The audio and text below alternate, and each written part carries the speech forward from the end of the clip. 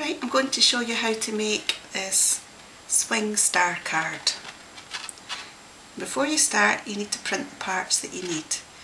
You can either print these onto card of whatever card you choose, or what I did is I printed them onto plain white card, cut them out and used them as a template to then cut from this fancier paper that I plan to use. Once you've got all your parts cut out, I then suggest you lay them in order.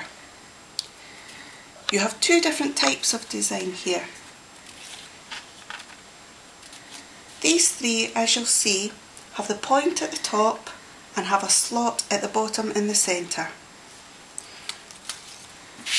Whereas these three have the point at the top but have the slot at the top in the centre. I suggest you lay them out similar to that so that you know your two different types. What I've done for these templates is I've actually coloured the centre slots in to make it easier to show you what part I'm talking about and what you need to do with it. We're going to take the main part, which is the part that has the loop at the top, that you'll actually punch a hole in, and this will be the part that hangs from the top of the swing card. Then take one of the total opposite parts, one of the parts with the slot at the top in the centre. You need to take this part and slot them together by the centres. You then have the start of your swinging star. You then want to take your other two parts with the slots at the bottom in the middle, and you want to slot them over either side of the part with the loop at the top.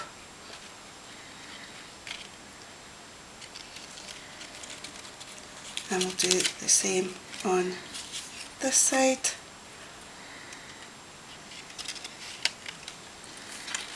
You then have three stars going front to back and the part with the loop going the opposite direction. What I find it's easier to do now is to take these 3 points and hold them together with your fingers while you add the other sections. Now we're going to take one of the parts with the slot at the top at the pointy section, and if you look here at the very bottom here, you have a slot at the bottom of this centre section. We're going to take the point here and slot it up the way.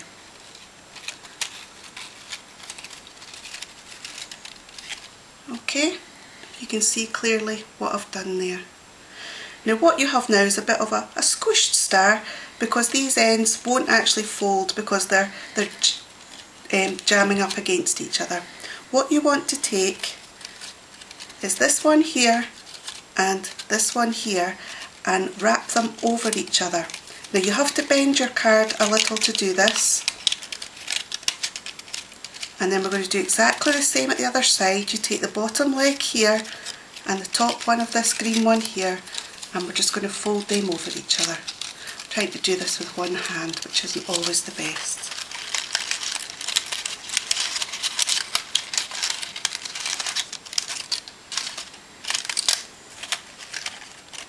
Hopefully you can see that better now, where this is the gold one that we just added on, and it went up through the bottom through the blue one, and then we overlapped the edges of the green one and the gold one together. I'm going to do exactly the same at the other side so you'll get a chance to see it again. We take the gold one and it goes up through the middle section.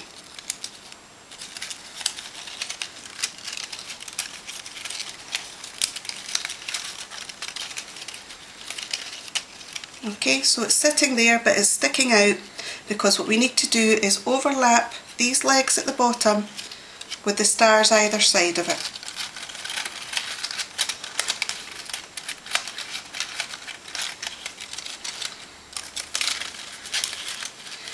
When you've finished, it sometimes looks a bit of a mess. The best way to tidy it up is actually to fold it flat, and then to fold it flat in the opposite direction, and everything then folds magically into place.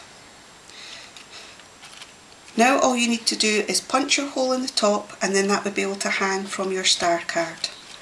If after you've done this you find that your edges are a little untidy, or where you've cut it out you can still see little bits, or there's little foldy bits.